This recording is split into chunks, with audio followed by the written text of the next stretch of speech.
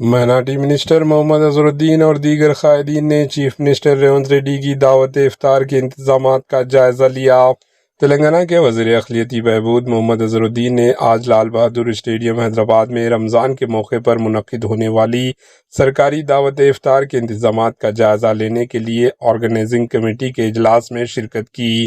اجلاس میں chief minister Revanth Reddy کی جانب سے منعقد ہونے والی دعوت افطار کے تمام انتظامات کا تفصیلی جائزہ لیا گیا اور پروگرام کو بہترین انداز میں منعقد کرنے پر غور کیا گیا۔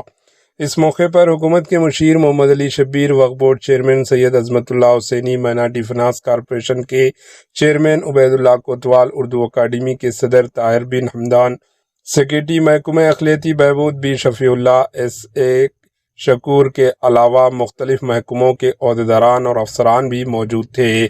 Bureau report AHN news.